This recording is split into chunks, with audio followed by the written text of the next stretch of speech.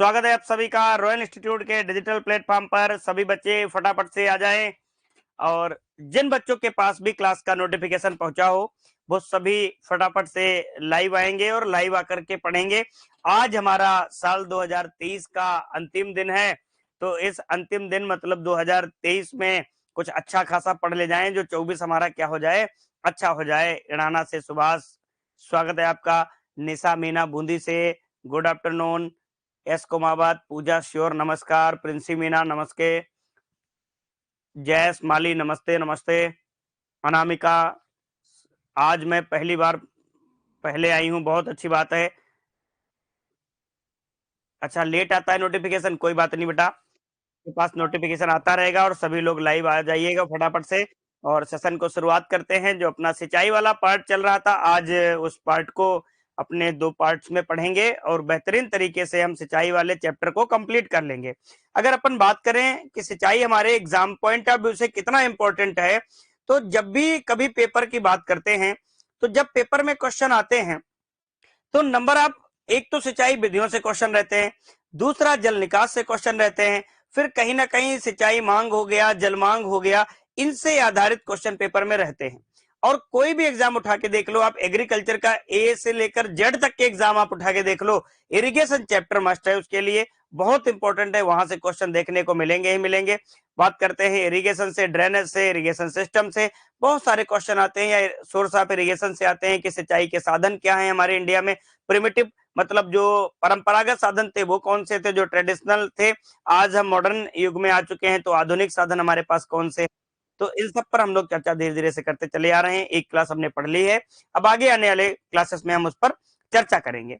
चलिए बात करते हैं। तो आज का जो सेशन है हमारा, उसका पहला क्वेश्चन आपके सामने है, देखिएगा आपके सामने स्क्रीन पर क्वेश्चन है। और ये ऐसा क्वेश्चन है जो एक बार नहीं, हाँ बेटा 2 क्लास होंगी। प्रमोद सरोरिया, खाटू श्याम की धरती से, प्रणाम सर, प्रणाम मोहित जी, तेजल सरकार, राम राम, सभी को राम राम बेटा, श्याम श्याम सब आ जाओ, अब बस क्लास करो, ठीक है। हाँ बहुत अच्छे, पूजा नोडल एक का आंसर कर रहे हैं, कमल वर्मा भी एक का आंसर कर रहे हैं, आरती जिंदल भी एक का आंसर कर रहे हैं, जस्सू भी, हैप्पी, राम राय, सभी बच्चे एक ही आंसर कर रहे हैं। तो अपने भी देख लेते हैं क्वेश्चन क्या आखिर में कह रहा है। कुछ बच्चे डी का भी आंसर करें। अच्छा कुछ बच्चे होते हैं खतरनाक वाले, जानबूझ के उत्तर गलत करते हैं, कुछ सोचते हैं सब ए कर रहे हैं तो मैं कुछ अलग दिख जाऊं। कैसे दिख जाऊं? अलग दिख जाऊं।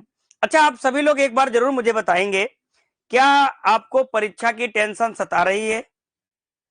अगर सता रही है तो सभी लोग जरूर बताएंगे कि आपको परीक्षा की टेंशन है। अगर जिन बच्चों को यस है तो वो यस लिखेंगे, अदरवाइज जिनको परीक्षा की टेंशन नहीं है वो नो लिखेंगे कमेंट बॉक्स में, ताकि मैं समझ सकूं कि किन किन बच्चों को परीक्षा की टेंशन इस समय सता रही है। मैं देखना चाहूंगा कितने ऐसे बच्चे हैं जो इस समय टेंशन से ग्रस्त है पूरे परीक्षा के। हाँ मेजोरिटी एस के रूप में आ रही है, बिल्कुल बिल्कुल एस के रूप में मेजोरिटी आ रही है। सभी बच्चे लगभग परीक्षा के तनाव में घिरे हुए हैं। तो मैं आज आपको एक लाइन आपके सामने व्यक्त करूंगा, उस लाइन पर आप गौर करिएगा और देखिएगा कि वो लाइन अपने जीवन में कितना महत्व रखती है, ठीक है। हाँ कुछ बच्चे कह रहे हैं बिल्कुल मैं टेंशन नहीं लेते। तो टेंसियोमीटर की अपन अगर बात करते हैं,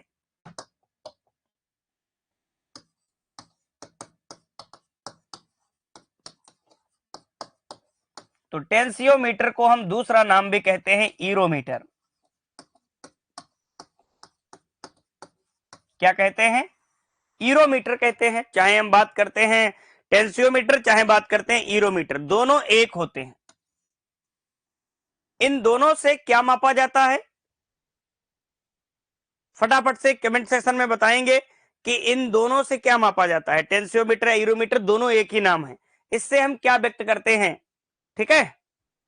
चलिए इससे हम क्या व्यक्त करते हैं, जरा एक सेकेंड, मुझे एक बच्चे का कुछ कमेंट आया है।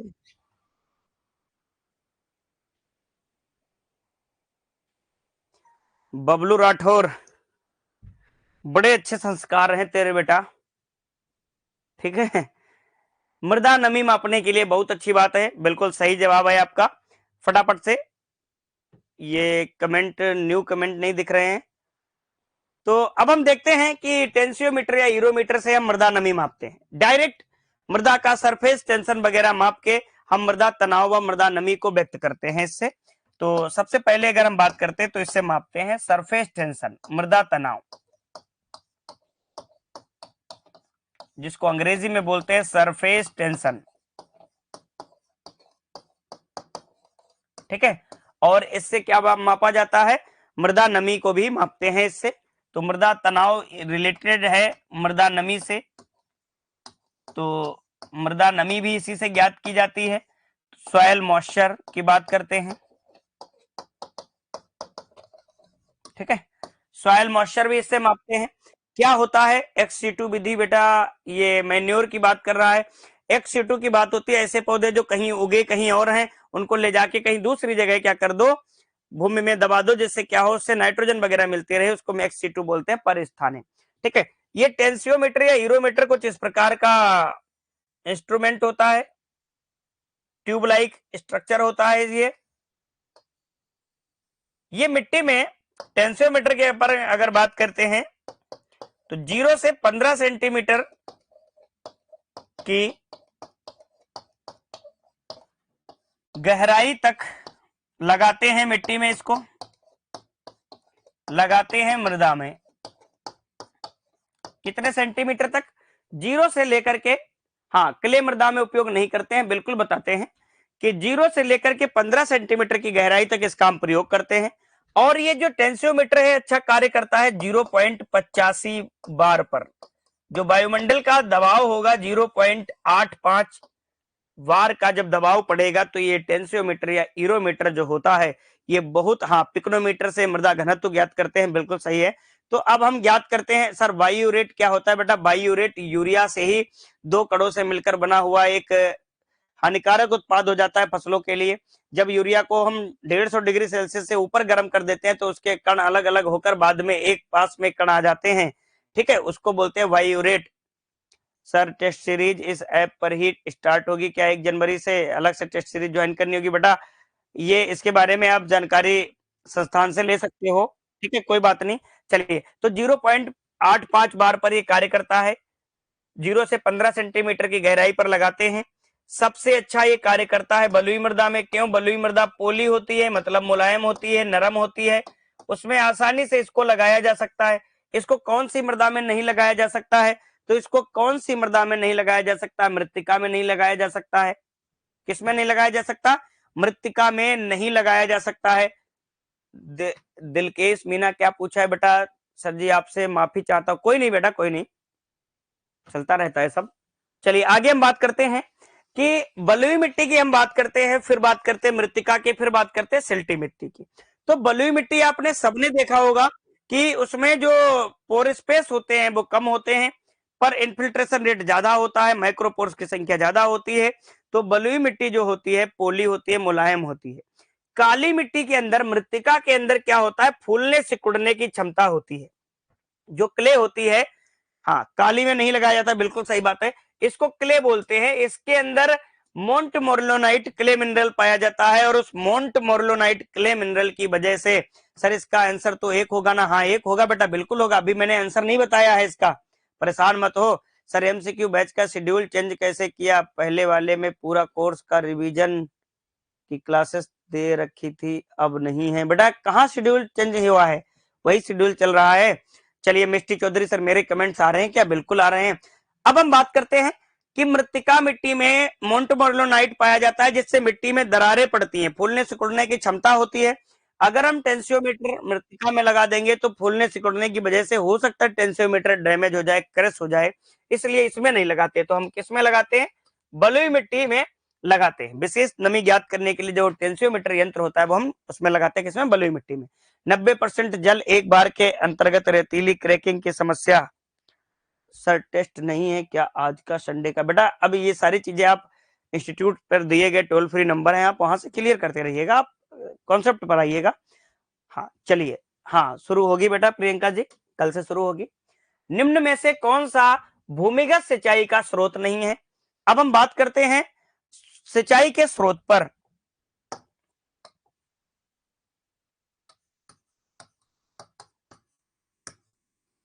स्रोत को हम बोलते हैं सोर्स। किसका सोर्स? इरिगेशन का। तो जब सोर्स हम बात करते हैं, हमारे पास सिंचाई के दो प्रकार से सोर्स उपलब्ध हैं। सोर्स का मतलब पानी। पानी हम कहां से ला रहे हैं, किस माध्यम से ला रहे हैं और किस जगह से ला रहे हैं, वो होता है सोर्स। तो सोर्स हमारे पास दो तरीके के हैं, एक तो भूमिगत, एक सतही। तो एक तो सतही जल स्रोत होता है। सतही जल स्रोत कहने का मतलब भूमि के सतह पर जहां पर पानी भरा रहता है उसको हम सतही जल स्रोत कहते हैं। एक होता है भूमिगत जल स्रोत। भूमिगत जल स्रोत। तो इन दोनों के बारे में अपने को ध्यान देना है। सतही जल स्रोत में हम क्या पढ़ते हैं? नदी पढ़ते हैं हम लोग, नहर पढ़ते हैं, तालाब पढ़ते हैं, झील पढ़ते हैं। ये सब क्या होते हैं? सतही जल स्रोत होते हैं। क्या होते हैं? सतही जल स्रोत होते हैं। आप तो सब समझ चुके हैं, उदयपुर झीलों का शहर, झीलों की नगरी। ठीक है, अब हम बात करते हैं, नदी भी हमारे सतह पर पानी बहता हुआ हमें दिखता है, नहरें भी वैसे, तालाब भी वैसे, झील भी वैसे ही होते हैं। ये सब के सब क्या होते हैं? सतही जल स्रोत होते हैं। ठीक है, अब हम बात करते हैं भूमिगत जल स्रोत के। तो आपने देखा होगा कुआं। कुआं देखा है? कुआं बहुत प्रकार के होते हैं, उथले कुएं, गहरे कुएं, पक्के कुएं, कच्चे कुएं और पाताल तोड़ कुएं। तो जो कुआं होता है कि हमें सतह से पानी दिखता नहीं दिखता, नीचे पानी रहता है उसके।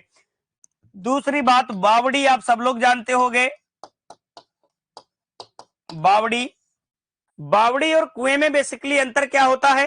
ठीक है, अब हम बात करते हैं बावड़ी और कुएं। तो बावड़ी और कुएं की अगर हम बात करें अपन, तो एक सिंपल सा अगर मैं डायग्राम ड्रॉ करना चाहूं, तो ये मैं कुएं का डायग्राम ड्रॉ कर रहा हूं। ठीक है, ये मान लो सपोज दैट ये कुआं है।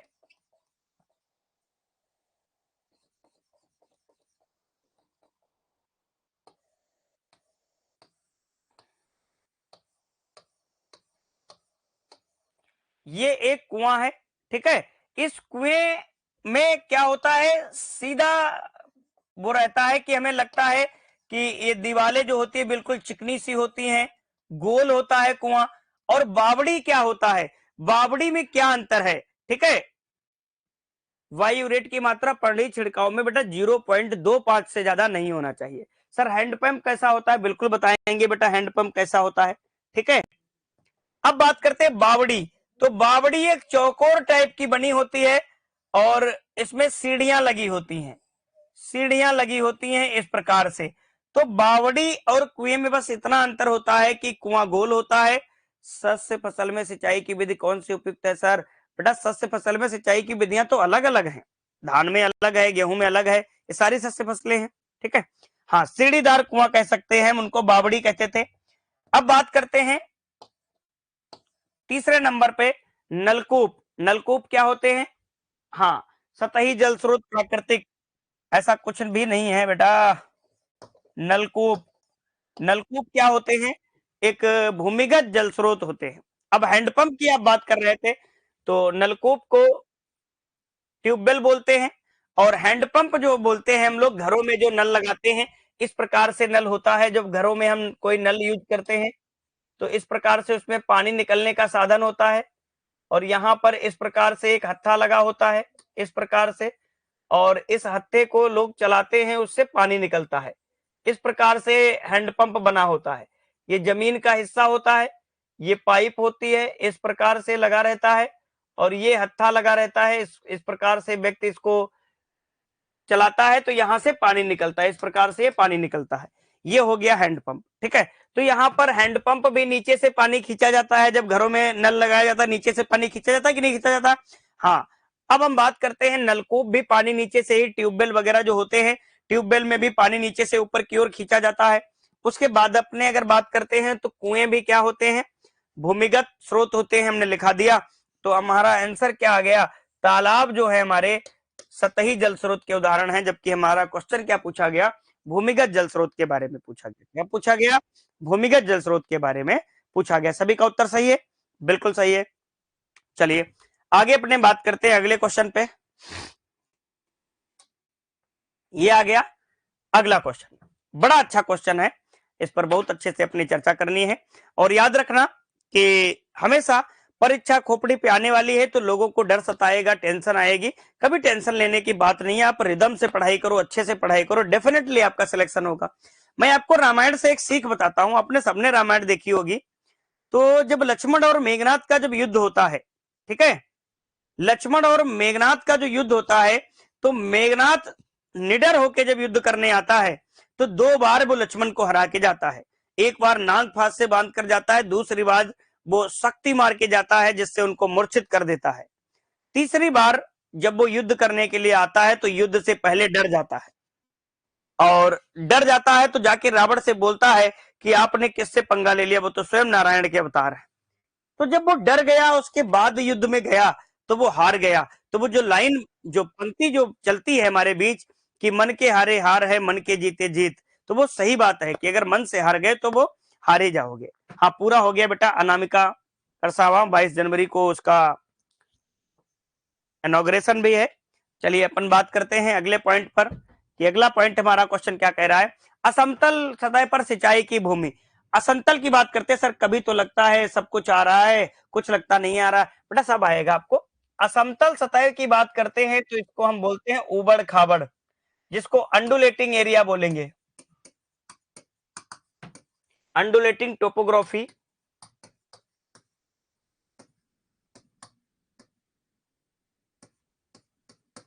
अब आप पार्क वगैरह में जाते होगे, लॉन वगैरह में जाते होगे कहीं ना कहीं, तो आपको दिखता होगा कि इस प्रकार से पार्क के बीच में एक रॉड टाइप की लगी रहती है, और इस रॉड से पानी इस प्रकार इस प्रकार इस प्रकार इस प्रकार फुहार के रूप में पानी इस प्रकार फुहार के रूप में पानी निकलता है। निकलता है कि नहीं निकलता है? यहाँ पर नोजल टाइप के लगे रहते हैं, इस प्रकार से पानी इधर उधर फुहार के रूप में फेंकता है। तो वो कौन सी सिंचाई होती है? स्प्रिंकलर सिंचाई जो है असमतल भूमि के लिए उपयोगी है। किसके लिए? असमतल के लिए। बाकी फ्लड समतल के लिए, ड्रिप सतही, ये सब कैसी होती है? समतल भूमि के लिए होती है। हिंदी में ही बेटा पढ़ा रहे हैं। तो अंडुलेटिंग एरिया को ही असमतल एरिया कहते हैं। हमने इसका अंग्रेजी इसलिए लिख दिया, कहीं कहीं अंडुलेटिंग एरिया लिख कर आ जाता है, अंडुलेटिंग टोपोग्राफी, तब आप वहां पर क्वेश्चन गलत करके आ जाओगे। ठीक है, बाकी मैं इंग्लिश में क्या ही पढ़ा रहा हूं। स्प्रिंकलर को हम बोलते हैं बौछार सिंचाई, इसको बोलते हैं फुहार,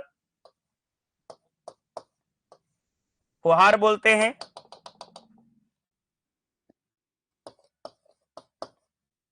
फब्बारा बोलते हैं, बौछारी बोलते हैं, बौछारी सिंचाई। ठीक है, कितने इसके नाम होते हैं। और ये सिंचाई जो है उबड़ खाबड़ भूमियों के लिए, हाँ, लौड़ी और शुष्क क्षेत्रों के लिए ड्रिप सिंचाई है, बहुत अच्छी बात है। तो उबड़ खाबड़ एरिया के लिए हमने क्या लिखा? Sprinkler irrigation. इसमें क्या होता है? इसका जो मुख्य भाग होता है नोजेल होता है, इसका जो हृदय कहलाता है वो नोजेल कहलाता है। और जो नोजेल होता है ये मेन पार्ट होता है। नोजल पर प्रेशर कितना लगता है? आप सबको पता है, प्रेशर लगता है 2.5 से लेकर के 4.5 kg पर वर्ग सेंटीमीटर। और ये नोजल पानी कितना निकालता है? 1000 लीटर प्रति घंटा ये पानी निकालता है। कौन? नोजल। मतलब फुहार के रूप में ये पानी 1000 लीटर प्रति घंटे की तरफ रफ्तार से निकाल देता है। इस विधि को अपनाने से हमें लगभग लगभग 25 से 50% की पानी की बचत होती है। 25 से 50% पानी की बचत होती है। कितनी? 25 से 50%। किसको? बौछारी सिंचाई को अपनाने से हमें 25 से 50% पानी की बचत होती है। बौछारी सिंचाई को अपनाने से हम पाले से भी बच सकते हैं। ड्रिप भी होती है ना बेटा, ड्रिप उबड़ खाबड़ के लिए उतनी अच्छी नहीं होती जितनी बौछारी होती है। ठीक है, सवाल वाली एक क्लास बिल्कुल लगेगी। सर कॉलेज सेमेस्टर का एग्जाम है तो पढ़ाई कैसे करें? बेटा कॉलेज सेमेस्टर की बात अगर करें तो पुराने पेपर्स कुछ उठा लो, ठीक, पुराने पेपर्स उठा लो, उनके आधार पे आप तैयारी करो तो ज्यादा अच्छा तैयारी आपका हो सकता है। अदरवाइज जब पूरा सिलेबस पढ़ोगे तो हो सकता है कहीं ना कहीं दिमाग भी भ्रमित हो सकता है, क्योंकि अपने पास सुपरवाइजर का भी एग्जाम आने वाला है फरवरी में, और कॉलेज सेमेस्टर का भी टेंशन है। तो इतनी ज्यादा टेंशन भी नहीं लेना, एक ही तो दिमाग अपने लोगों के पास है, उसको भी ज्यादा इतनी जगह खपा दोगे तो कैसे काम चलेगा? सही कह रहे हैं, बिल्कुल सही। हाँ, जल उपयोग दक्षता बेटा 60% होता है इसका। हाँ, लगा देंगे बेटा मुकेश चौधरी। चलिए, सभी का बच्चों का आंसर सही है। आगे बढ़ते हैं हम लोग। आलू की सिंचाई के लिए उत्तम विधि है। देखो, यहां पर बात आती है आलू की सिंचाई के लिए उत्तम विधि है, तो कौन सी विधि है? कूर्ण विधि आलू की सिंचाई के लिए उत्तम विधि है। टेक्निकल इशू थोड़ा, कूर्ण ऐसे लिखा जाता है। तो कूर्ण विधि जो होता है, कमल वर्मा क्या कह रहा है बेटा? क्या हुआ सर, किसको क्या हुआ? कोई कुछ है, बीमार हो क्या? चलिए तो फिर पढ़िए आराम से। क्या है? आलू की सिंचाई के लिए कौन सी विधि सबसे उत्तम मानी जाती है? तो कूर्ण विधि मानी जाती है। इसको अंग्रेजी में बोलते हैं फरो मेथड। क्या बोलते हैं? Furrow method. ये गन्ना, चुकंदर, आलू, ठीक है, इनके लिए सबसे अच्छी विधि मानी जाती है। अब आलू में क्या करते हैं हम लोग? आलू के लिए हम बात करते हैं कि कूर्ण विधि में बोला जाता है आलू में, याद रखना, पूरे कूर्ण का, पूरे कूर्ण का 2/3 भाग ही पानी भरना चाहिए। ये बात ध्यान रखना। क्या कह दिया इसने? तो जैसे मान लो ये कूर्ण है,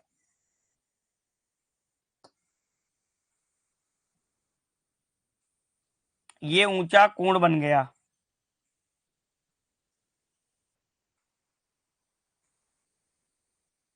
इस कूर्ण के ऊपर आलू के पेड़ हैं, छोटे छोटे पेड़ अभी आलू के उग रहे हैं, मान लो।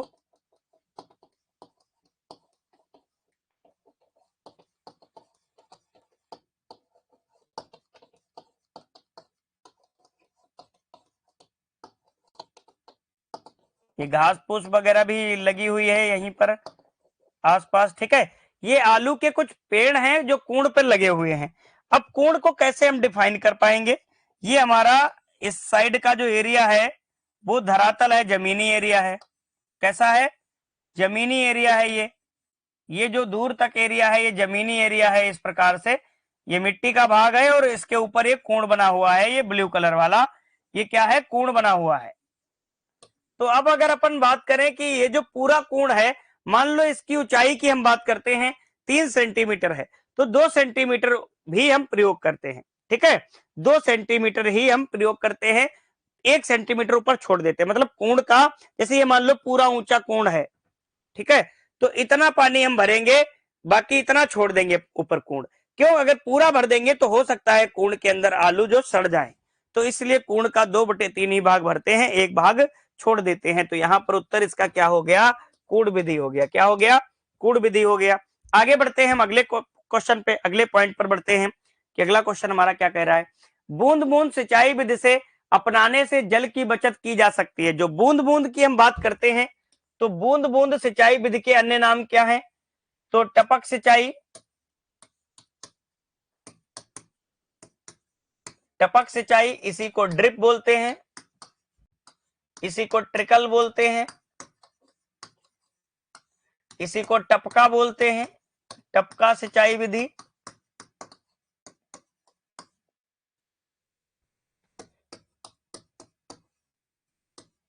ठीक है, इतने नाम इस सिंचाई विधि के होते हैं। ये सिंचाई विधि लवणीय जल के लिए सबसे उपयोगी होती है, मतलब लवणीय जल में भी ये सिंचाई की जा सकती है। हमेशा सब्जियों के लिए ये सिंचाई अपनाई जाती है, बागानों के लिए सिंचाई अपनाई जाती है। इससे सबसे ज्यादा जल उपयोग दक्षता होती है। इसकी जो जल उपयोग दक्षता होती है, वाटर यूज इफिशियंसी, वो होती है 80 से 90% तक। वाटर यूज इफिशियंसी मतलब जल उपयोग दक्षता।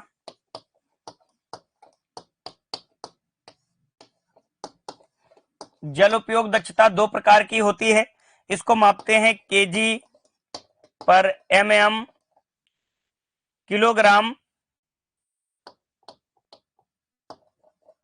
केजी एमएम पर हेक्टेयर, या केजी हेक्टेयर पर millimetre of water, kilogram hectare पर मिलीमीटर ऑफ वाटर। ये इसका यूनिट होता है। जल उपयोग दक्षता का 2 प्रकार की जल उपयोग दक्षता होती है।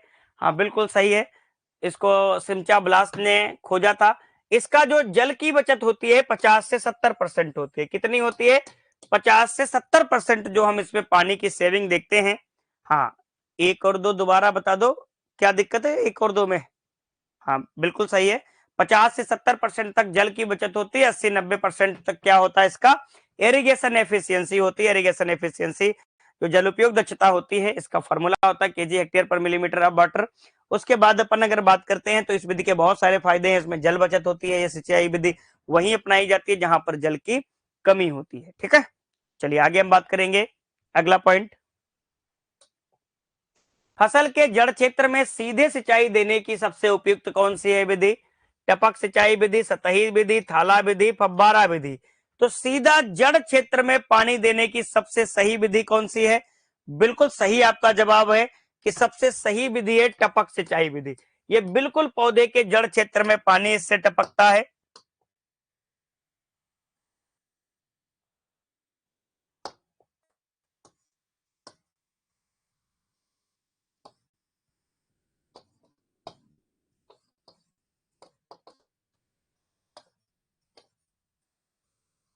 ये मान लो पौधा है हमारा, इसके जड़ क्षेत्र में बिल्कुल हमको पानी देना है, तो हम क्या करते हैं, इसके जो जड़ होती है ना, ये इस प्रकार से हम ये ड्रिप की पाइप्स लगा देते हैं इस प्रकार से, और इसके बिल्कुल जड़ क्षेत्र में ड्रिपर के द्वारा पानी टपकता रहता है, बिल्कुल टपकता रहता है इसी जड़ क्षेत्र में।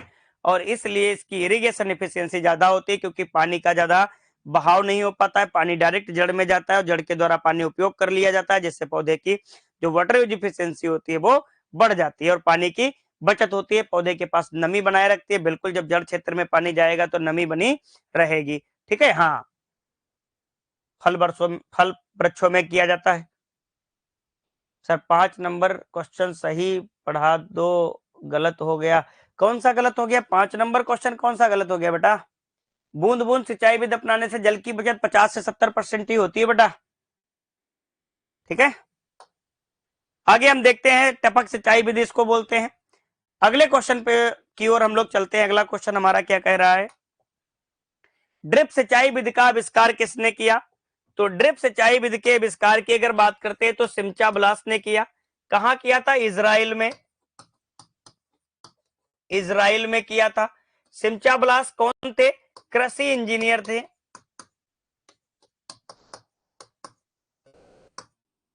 कृषि इंजीनियर थे, इन्होंने इजराइल में सबसे पहले खोजा था। ठीक है, अच्छा लगा हुआ है, किरण पवार कह रहे हैं हमारे नींबू के बगीचे में, बहुत अच्छी बात है। जैत्रो टुल का योगदान क्या जाता है? आप सब जानते हो, खरपतवार विज्ञान के जनक, भूपरिष्करण के जनक, ये जैत्रो टुल का इसका श्रेय जाता है। बिल्कुल सही बात है, सिमचा ब्लास ने किया था। एक कृषि इंजीनियर थे, एग्रीकल्चर इंजीनियर थे, इन्होंने इसको खोजा था। बिल्कुल सही है, बीड बीड का जैत्रो टुल ने दिया था। बिल्कुल बिल्कुल सही जवाब। हाँ बिल्कुल, सन बेटा ये मत याद करो, सन नहीं पूछा जाएगा आपसे, यही आएगा कि टपक सिंचाई विधि का आविष्कार कहाँ हुआ था? तो इजराइल में हुआ था। ठीक है, बिल्कुल सभी को आज साल के अंतिम दिन में सभी का स्वागत है इंस्टीट्यूट के डिजिटल प्लेटफॉर्म पर। कल से आप लोग नए साल के उमंग में होंगे, आज से ही सज्जो सजाद तैयारियां शुरू हो गई होंगी आप लोगों के कि कल का प्लान क्या है। ठीक है, जीरो टिलेज का जनक बेटा माना जाता है जीपी ट्रिपलेट को, परंतु जीरो टिलेज जो शब्द दिया था वो जैथरो टुल ने दिया था। ठीक है, आगे देखते हैं। फव्वारा सिंचाई विधि में पानी का दबाव होता है, ये जो दबाव होता है किसमें होता है? फव्वारा में होता है, फव्वारा सिंचाई विधि में। और ये जो 1 से 2.5 होता है ये ड्रिप में होता है, किसमें होता है? ड्रिप विधि में होता है। तो दोनों अपने जान लिए, दोनों से क्वेश्चन आ जाते हैं, तो याद रखना। तो 2.5 से 4.5 किसमें होता है? वी ऑप्शन किसमें है? स्प्रिंकलर में, फव्वारा में, बौछारी सिंचाई में। और 1.5 से 2.5 किसमें होता है? ड्रिप में होता है। किसमें होता है? ड्रिप में होता है। ये सारे क्वेश्चन पूछे जा चुके हैं पेपर में, वही मैं क्वेश्चन लेकर के आया हूं। तो मैं नंबर आप क्वेश्चन आपको इतना देके जाऊंगा। ठीक है, नए साल में शादी करने वाला हूं, बिल्कुल शादी करिए, सभी लोग शादी करिए। ठीक है। हाँ, उत्पल वैष्णव बेटा ड्रिप में राजस्थान नहीं है, ध्यान रखना। उत्पल वैष्णव ड्रिप में सबसे आगे एट प्रेजेंट आंध्र प्रदेश है इस समय सबसे ज्यादा आंध्र प्रदेश में ड्रिप होता है, और ओवरऑल माइक्रो इरिगेशन में कर्नाटक वगैरह जो राज्य हैं वो आगे इस समय चल रहे हैं। थाला सिंचाई विधि का साधारणतः उपयोग किया जाता है। जो थाला सिंचाई विधि होती है, थाला जानते हो क्या होता है? जैसे मान लो कोई लाइन है, ये कोई पेड़ बने हुए हैं, ठीक है, ये पेड़ बने हुए हैं,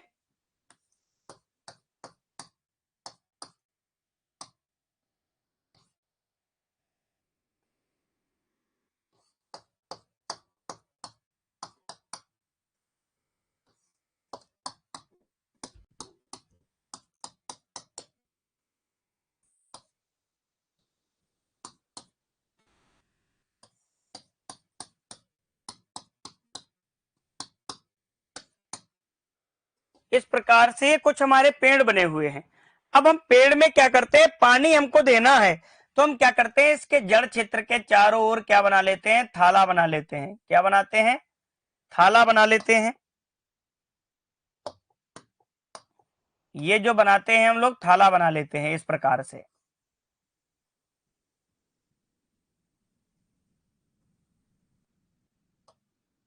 इस प्रकार से जो हम बनाते हैं साइड साइड में, ये थाला होता है। इसी थाले में इसको पानी दिया जाता है। तो ये थाला जो होता है सबसे उपयोगी होता है फल वृक्षों के लिए। किसके उपयोगी होता है? फल वृक्षों के लिए उपयोगी होता है। हाँ, रोगों का स्थानांतरण ज्यादा होता है बौछारी सिंचाई वगैरह से, ठीक है।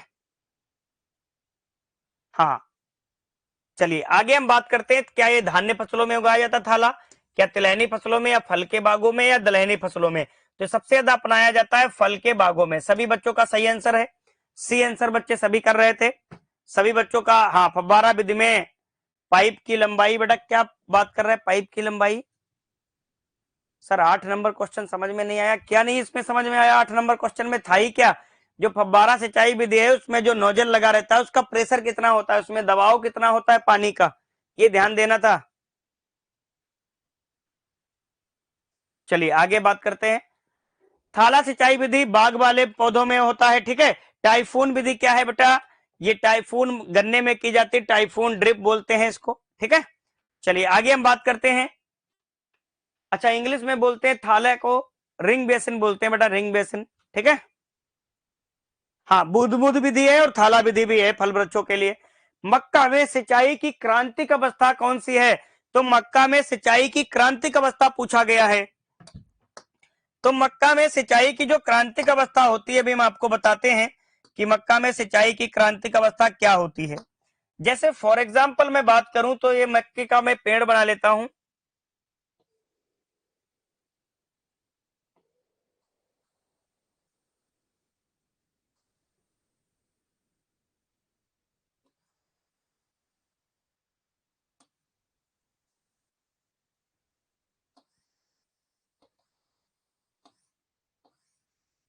ठीक है। ये मान लो मक्के का पेड़ है। अब इसमें अपने को ध्यान देना है कि मक्के के पेड़ में कैसे हम लोग बात करते हैं, इस प्रकार से पत्तियां आई हैं मक्के में, ठीक है। अब मक्के में हमको ज्ञात करना है कि कहां पे नरमंजरी आता है और कहां पर मादा पुष्प आते हैं, तो ये अपने को ध्यान देना है, ठीक है। ये जो ऊपर भाग होता है मक्के में, जो ऊपर पुष्पा वाला भाग आएगा, ये नरमंजरी होता है। क्या होता है? ये नरमंजरी होता है, टेसल जिसको बोलते हैं। ये जो ऊपर के भाग में जो जो फ्लावर आते हैं इनको नरमंजरी कहते हैं। क्या कहते हैं? इनको नरमंजरी कहते हैं। ये जो भाग आता है यहां पर भुट्टा जो बनता है, जो भुट्टा बनता है वो मादा मंजरी कहलाता है। क्या कहलाता है? मादा, मादा फ्लावर कहलाता है जहां पर भुट्टा लगता है मक्के का,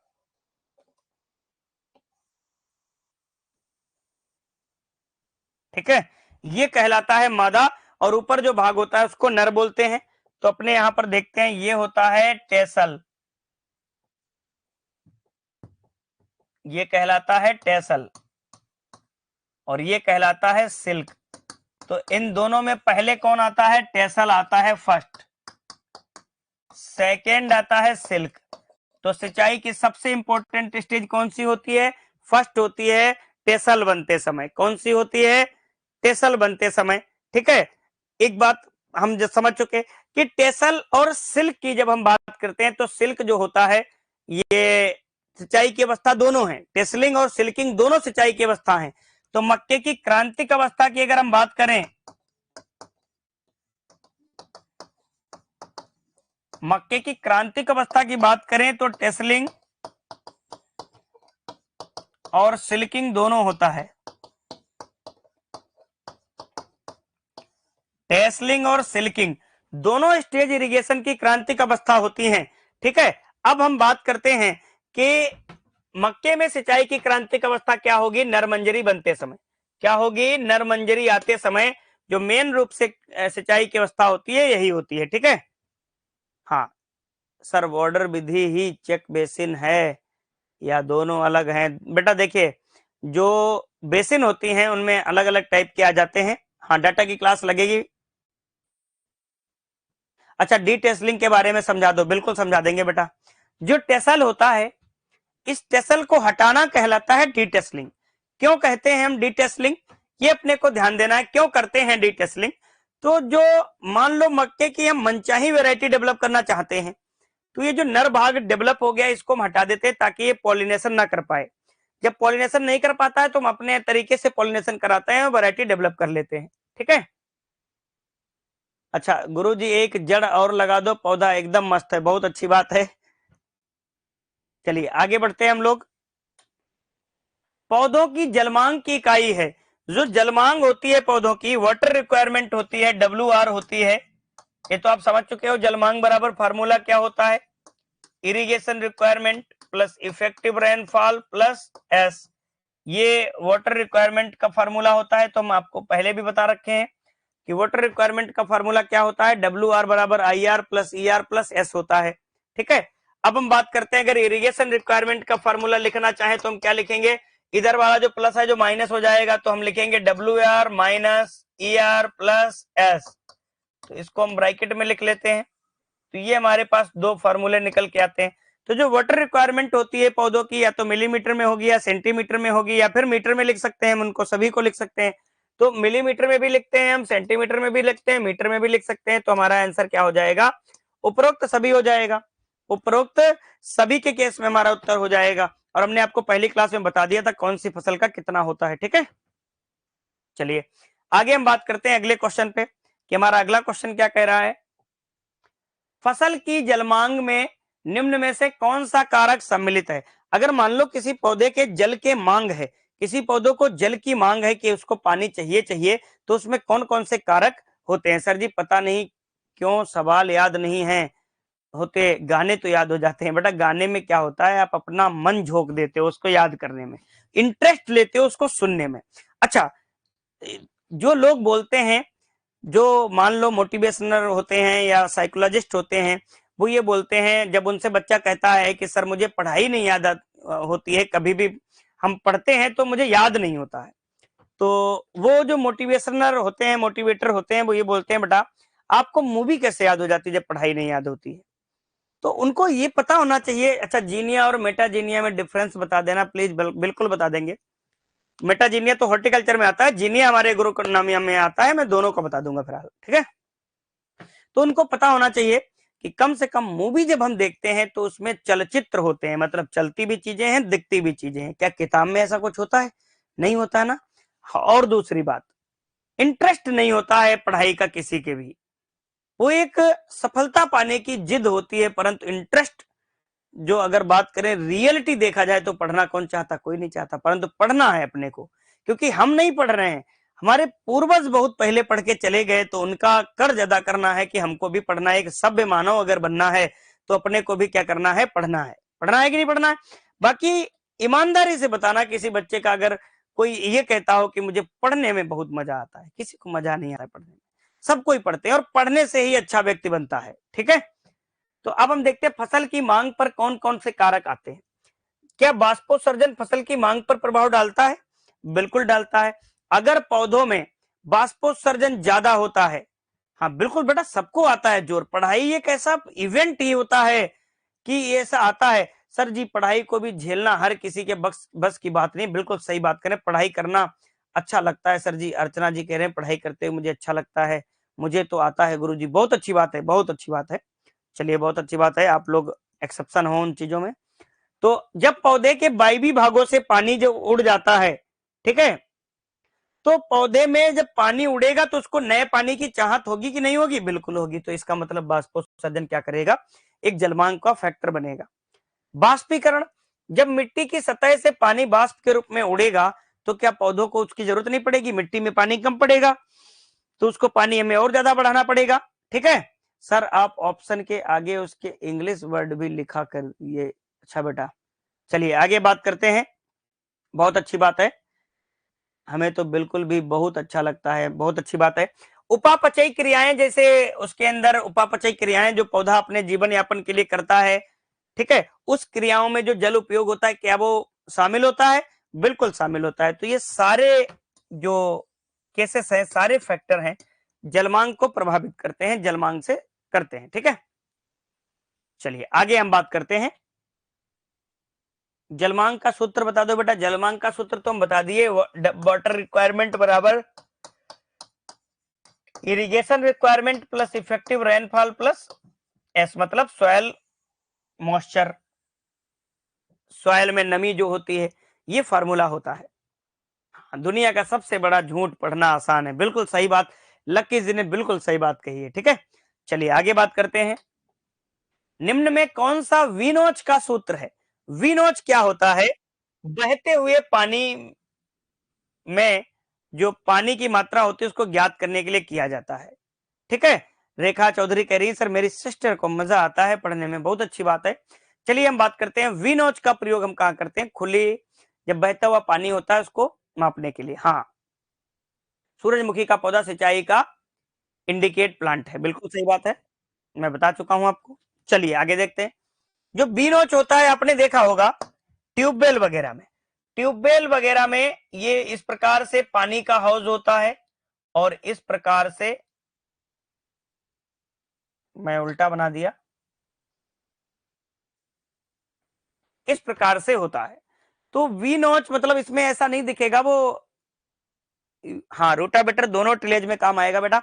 तो बी नॉच मतलब जो नाली बनी होगी उस नाली में वी आकार का कट लगा होगा, उससे पानी निकलता रहता है, वो होता है वी नॉच। इसका फार्मूला होता है 0.0138 इंटू एल एच। चाहे 2.5 लिख देगा या 5/2 लिख देगा, एक ही बात है। चाहे 5/2 लिख दे या 2.5 लिख दे, दोनों एक ही बात है। तो ये वी नॉच का फार्मूला हो गया। वी वाला ऑप्शन आपका सही हो जाता है। कौन सा सही हो जाता है? वी वाला ऑप्शन आपका सही हो जाता है। तो इस क्वेश्चन को भी आप ध्यान पूर्वक बढ़िया से समझिएगा। आगे हम बात करेंगे अगले पॉइंट पर कि हमारा अगला पॉइंट क्या कह रहा है। बता देंगे बेटा, बता देंगे, घबराओ मत। 1 हेक्टेयर खेत को 5 सेंटीमीटर गहरी सिंचाई करने पर कितना पानी लगेगा? 1 हेक्टेयर हमारे पास खेत है, ठीक है। अगर हम इस खेत को 1 सेंटीमीटर भरेंगे, मान लो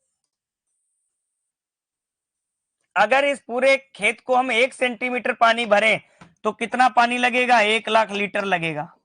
कितना पानी लगेगा? 1,00,000 लीटर लगेगा 1 सेंटीमीटर पानी भरने में। तो अगर हम 5 सेंटीमीटर भरेंगे तो कितना हो जाएगा? 5,00,000 हो जाएगा। तो हमारा ऑप्शन कौन सा सही हो जाएगा? पहला ऑप्शन सही हो जाएगा। कौन सा?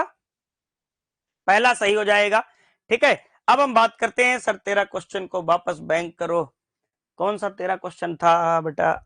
ये था बी नॉच, देख लीजिएगा।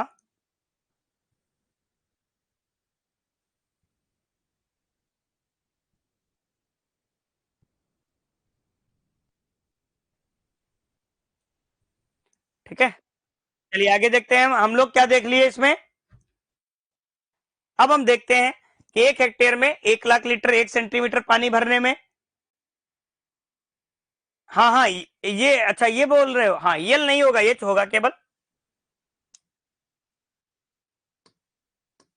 केवल एच होता है। ठीक है, चलिए आगे हम बात करते हैं। अगले क्वेश्चन पे, नहर की दीवार से समानांतर रूप से पानी बहने को क्या कहते हैं? जब नहर की दीवार से अगर हम बात करते हैं, सर जी 1 हेक्टेयर मीटर बराबर क्या होगा? मीटर में बेटा जब 1 लाख लिखते हैं हम, ठीक है, 1 लाख 1 सेंटीमीटर बराबर होता है, और उससे 100 से गुणा कर दो 1 लाख को, तो 1 लाख को अगर 100 से गुणा करोगे तो कितना आ जाएगा? 1 करोड़ आ जाएगा। ठीक है, रिसाव कहते हैं, नहर के साइड से पानी का रिसना क्या कहलाता है? रिसाव कहलाता है। क्या कहलाता है? रिसाव। अब हम बात करते हैं परकोलेशन का। तो परकोलेशन से पहले हमको इनफिल्ट्रेशन समझना है। इनफिल्ट्रेशन होता है कि पानी का पहली बार मिट्टी में प्रवेश करना, ये अनसैचुरेटेड सॉइल में प्रवेश करता है। जैसे हम ऊपर से कोई पानी नीचे की ओर डालते हैं तो मिट्टी की सतह में पानी का प्रवेश करना इनफिल्ट्रेशन कहलाता है। मिट्टी की विभिन्न सतहों से होकर पानी का नीचे की ओर जाना परकोलेशन कहलाता है। और नहर के साइड से पानी का रिसाव होना एक रिसाव कहलाता है, सीपेज बोलते हैं जिसको। ठीक है, चलिए आगे बात करते हैं हम लोग अगले पॉइंट पर। निम्नलिखित में से कौन सी मिट्टी की जल धारण क्षमता सबसे अधिक होती है?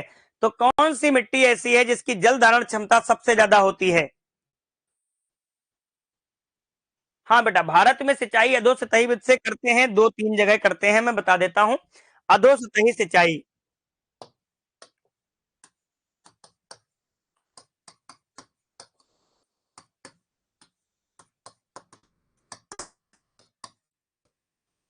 मुख्यतः पश्चिमी देश करते हैं,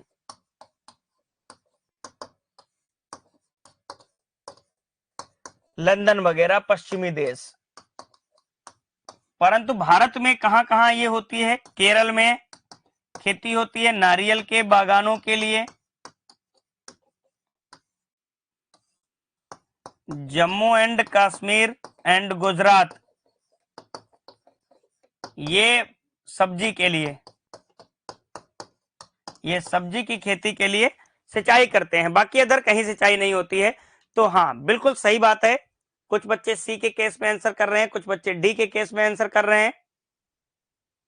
ठीक है,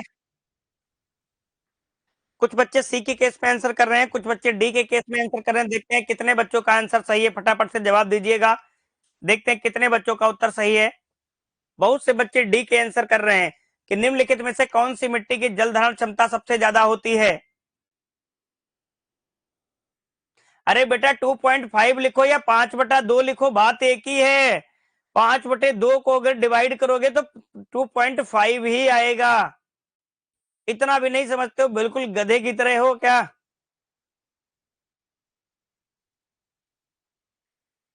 सभी बच्चे सी के केस में आंसर कर रहे हैं, ओनली चिकनी मिट्टी बोल रहे हैं।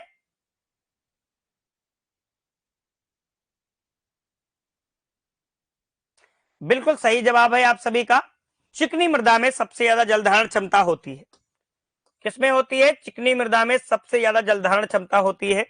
तो हमने देख लिया कि वाटर होल्डिंग कैपेसिटी की बात आती है तो चिकनी मिट्टी की सबसे ज्यादा होती है। ठीक है, चलिए आगे बात करेंगे हम लोग। जलमांग को प्रभावित करने वाले कारक कौन कौन से हैं? जो हमारी जलमांग होती है फसलों की, उनको प्रभावित करने वाले कारक कौन कौन से होते हैं, ये अपने को ध्यान देना है कि जलमांग को प्रभावित करने वाले कारक कौन कौन से होते हैं। तो नंबर 1 तापमान। अगर तापमान ज्यादा होगा तो पौधे को पानी की ज्यादा जरूरत पड़ेगी, पड़ेगी कि नहीं पड़ेगी? बिल्कुल पड़ेगी।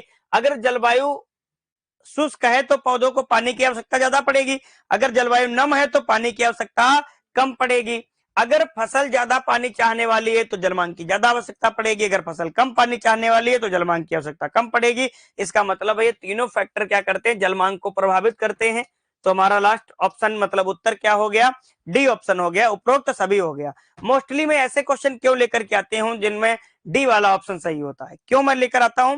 क्योंकि आपको कभी भी परीक्षा में आए तो आप घबराइएगा नहीं, आपका उत्तर बिल्कुल सही हो जाए विधिवत तरीके से। ठीक है, अब हम बात करते हैं अगले क्वेश्चन पे कि बरसात के पानी को एकत्रित करना तथा नष्ट होने से बचाकर फसलों के लिए उपयोग करना कहलाता है। तो बरसात का जो पानी होता है उसको इकट्ठा करना क्या कहलाता है? कृत्रिम वर्षा, जल निकास, वाटर हार्वेस्टिंग, सभी क्या कहलाता है? वाटर हार्वेस्टिंग कहलाता है। वाटर हार्वेस्टिंग कहलाता है। वाटर हार्वेस्टिंग के जनक की अगर हम बात करते हैं तो जनक है राजेंद्र प्रसाद।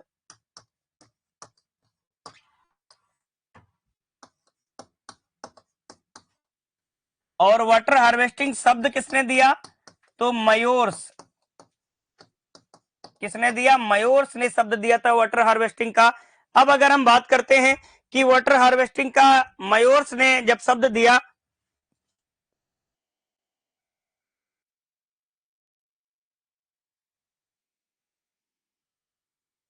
ठीक है, मयोर्स ने जब शब्द दिया, वाटर हार्वेस्टिंग होता क्या है? पानी को सुरक्षित रख लेना। पानी को सुरक्षित रख लेना सबसे पहले शुरुआत की थी घरों में ऊपर टैंक बनाने की तमिलनाडु ने। वाटर हार्वेस्टिंग का सबसे पहला प्रयास किया था तमिलनाडु ने। वहां से सब ने सीखा तमिलनाडु से कि जल को कैसे सुरक्षित कर सके। ये जो वर्षा जल का उपयोग हम सुरक्षित कर लेते हैं, बाद में शुष्क खेती के लिए जरूरत पड़ता है। जहां शुष्क खेती वाला क्षेत्र है वहां पर हम बात करते हैं। सर ब्रेक मत लेना बेटा, 5 मिनट का ब्रेक मैं दे दूंगा आप लोगों को, ठीक है? हाँ, 5 मिनट का ब्रेक दे दूंगा, उसके बाद नेक्स्ट क्लास शुरू करूंगा। एक साथ बहुत सारी चीजें दिक्कत हो सकती है। हाँ, वाटरमैन ऑफ इंडिया बोलते हैं राजेंद्र प्रसाद को, भारत का जल पुरुष।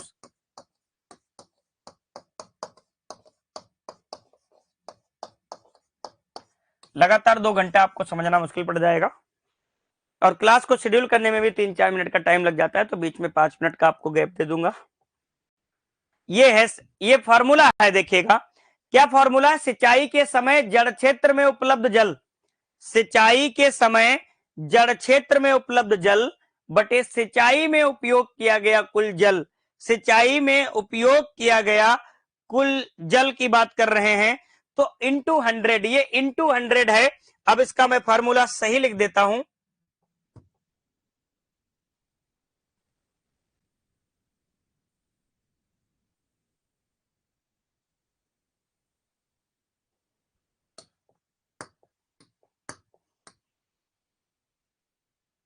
ये इनटू में इधर 100 आएगा, वो टाइपिंग से आ नहीं रहा था, तो इसलिए हमने इसको यहां पर मंगा लिया।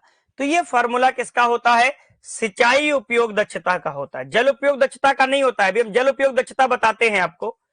तो जल उपयोग दक्षता 2 प्रकार की होती है। एक होती है फसल जल उपयोग दक्षता, फसल जल उपयोग दक्षता। तो ये फसल जल उपयोग दक्षता जो होती है वो होती है उपज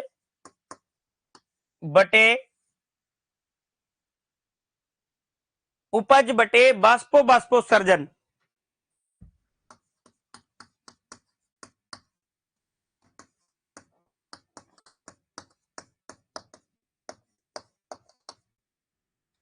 ये होता है फसल जल उपयोग दक्षता की। और भूमि जल उपयोग दक्षता क्या होती है? भूमि जल उपयोग दक्षता क्या होती है? वाटर रिक्वायरमेंट, ठीक है? अच्छा, गलत हो गया अब की बार, कोई बात नहीं। तो उपज बटे जलमांग। मतलब अगर पानी की जल उपयोग दक्षता देखेंगे तो पानी मतलब जमीन की, तो जमीन कितनी उपज दे रही है, उसके एवज में कितना पानी लिया था, ये अपने को ध्यान देना है, ठीक है? बट इंग्लिश हिंदी में कंफ्यूज हो गए, कोई बात नहीं। हाँ, इल्ड अपान ईटी होता है। क्रॉप का जो ऊपर वाला हमने लिखा इल्ड अपान ईटी, और जो भूमि का होता है उपज बटे जलमांग होता है। परंतु 1 हेक्टेयर में बेटा बीघा लोकल यूनिट होती है, ये हर जगह बदलती रहती है, तो बीघे में मत पढ़ो आप, एरिया वाइज देखो कि 1 हेक्टेयर में 10,000 स्क्वायर मीटर एरिया होता है, ठीक है? चलिए, तो अपने देख लिए सिंचाई की दक्षता होता है ये फॉर्मूला। ड्यूटी होता है बेटा पानी की मात्रा होती है, ठीक है? ड्यूटी। मयोर्स द्वारा शब्द दिया गया, आदर्श प्रारूप किसने दिया था? ये तो अपने को पता होना चाहिए। डोनाल्ड ने दिया। रिले क्रॉप किसने दिया? शेर सिंह बेंस ने दिया। हार्वेस्ट इंडेक्स किसने दिया? वाटर हार्वेस्ट, ये मयोर्स ने दिया। किसने दिया? मयोर्स ने दिया। तो जो वाटर हार्वेस्ट की अगर हम बात करते हैं तो ये किसने दिया था? मयोर्स ने दिया था। तो ये पहले जो इरिगेशन का सेकेंड पार्ट था ये हमने अभी कंप्लीट किया, आपके बीच 20 क्वेश्चन, ठीक है?